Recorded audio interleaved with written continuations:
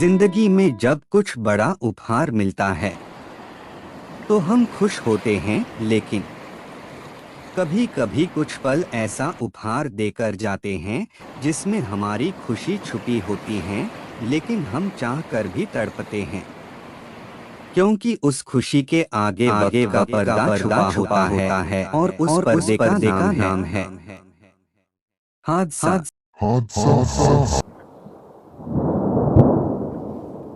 वो सर्दियों का एक खूबसूरत दिन था जब अनुषा पहाड़ों के बीच अकेले हाइक पर गई हुई थी। उसे प्रकृति के पास और ताजी हवा में सांस लेना पसंद था।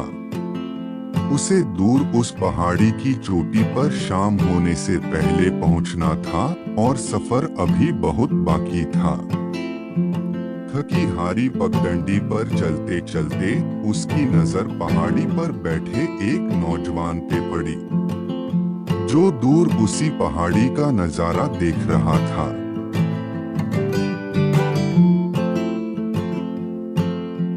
उस वीराने में अनुषा ने उससे बात करने की हिम्मत जुटाते हुए पूछा कि वो कौन है।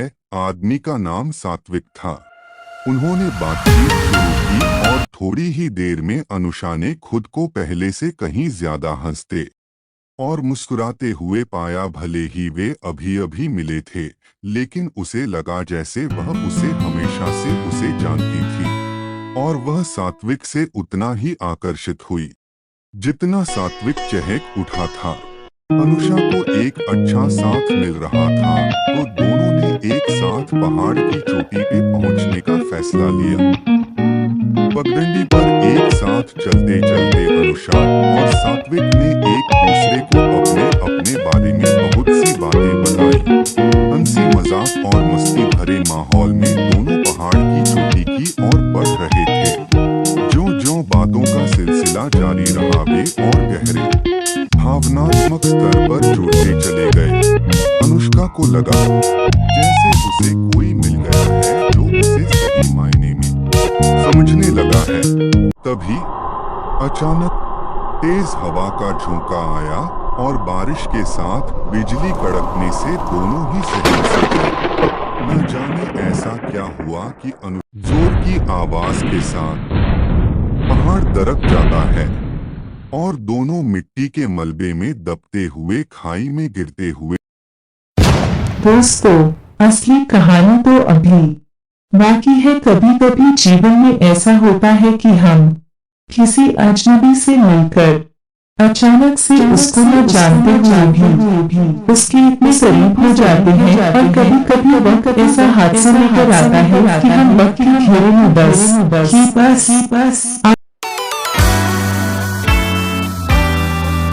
कुछ साल बीत चुके हैं।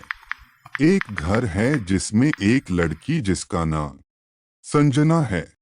वो एक मरीज के साथ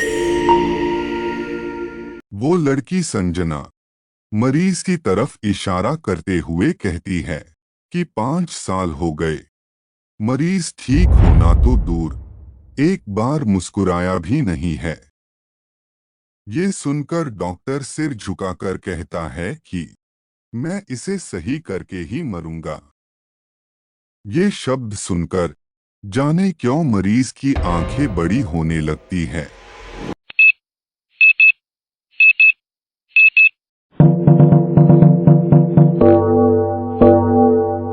संजना भरे गले से कहती है, क्यों भैया, कब तक इसके लिए खुद को गलाते रहेंगे? जरा देखिए खुद को। आखिर इतने सालों से इसकी इतनी सेवा देखभाल क्यों? ऐसा क्या रिश्ता है इससे आपका जो हम इसको हॉस्पिटल से घर ले आए हैं? डॉक्टर कहता है, संजना मेरी बहन, मेरे हाथ पर जो ये गहरा घाव का निशान है वो इस मरीज का दिया हुआ है। जब तक ये मरीज ठीक नहीं होता, इसकी याददाश्त वापस नहीं आती, मेरा हिसाब पूरा नहीं होगा। अगले दिन डॉक्टर अचानक दोपहर वापस घर आकर अपनी बहन से कहता है कि मरीज को इस साल फिर से पहाड़ों में घूमने के लिए ले जाना है। शायद उसकी मेमोरी वापस आ जाए, वो ठीक हो जाए, मेरा बदला पूरा हो जाए और मरीज की फैमिली को भी ढूंढा जा सके, जो इतने सालों से कोशिशों के बाद भी नहीं मिल सके। डॉक्टर और उसकी बहन के साथ उनकी दाई। इस साल फिर मंसूरी आते हैं। मौसम साफ है, ठंडी हवा, हल्की धूप। डॉक्टर कार ड्राइव कर रहा था। उसने जानबूझकर मरीज को आगे बैठाया था और बहन के साथ दाई पीछे बैठी थी। जाने डॉक्टर के मन में क्या था, वो मुस्कुरा रहा है। उसके इरादे किसी को समझ नहीं आ रहे थे। तभी अचानक मोड़ से सामने एक ट्रक आकर इनकी कार को जोर से टक्कर मारता है। कार खाई में गिरती है।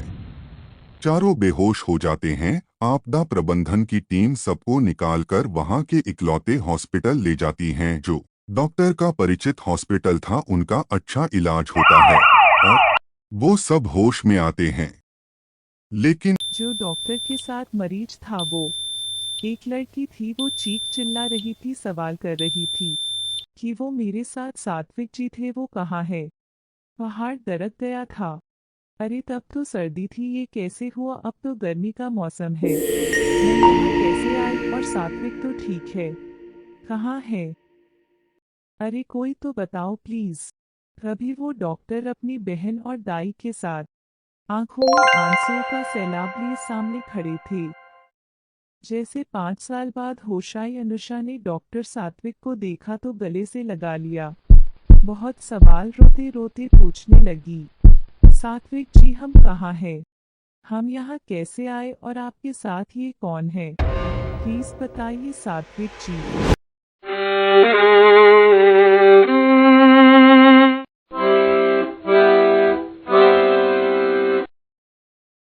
डॉक्टर सात्विक ने वो सब बताया कि वो पहला पहाड़ वाला हादसा, उसके बाद जब वो होश में आए तब अनुषा कोमा में चली गई थी। उन्होंने और उनकी बहन ने 5 साल तक अनुषा का इलाज, सेवा सबकी घर पर रखा, हर साल पहाड़ों पर ले गए। लेकिन किस्मत में दूसरा हादसा होने के बाद ही दोनों का मिलना तय था। तभी उसकी बहन जो सब सुन रही थी वो आगे बढ़ डॉक्टर सात्विक का हाथ पकड़ बोली, ये जो भैया के हाथ पर गहरा जख्म है वो तुम्हारे कंगन का है, जो हादसे के वक्त सात्विक के हाथों में धंस गया था। अब तुम्हें इसका हिसाब करना होगा। ये सुनकर अनुषा रोने लगती है और रोते हुए कहती है कि मेरी जिंदगी आप लोगों की कर्जदार हो चुकी है। मेरे माता पिता बचपन में ही दुनिया से चले गए। बुजुर्ग बुआ ने पाला पोसा, लिखाया पढ़ाया, और माता पिता की और बुआ अपनी करोड़ों की संपत्ति मेरे नाम करके चल बसी। और मैं हर साल अकेले पहाड़ों पर भटकती रहती थी। कोई सच्चा हमदर्द नहीं मिला। जो भी मिले वो सब दौलत के लालची मिले।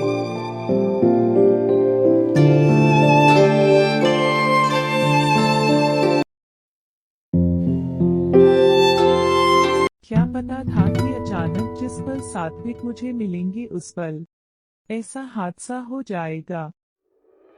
अब मैं अनुषा की आंखों से आंसू गिरते जा रहे थे। तभी आगे बढ़कर सात्विक ने उसे गले से लगा लिया और संजना ने कहा, भाभी तुमने बड़ी सेवा करवाई है, अब तुम रोज मुझे शाम की चाय पिलाओगी।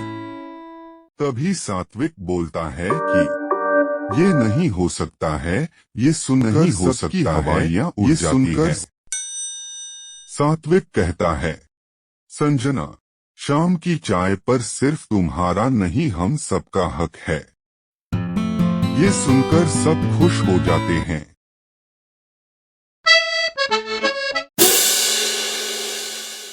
जिस घर में पिछले 5 साल से सन्नाटा बस रहा था, अब वहाँ सिर्फ खुशियाँ हैं और एक ही आवाज सुनाई देती है,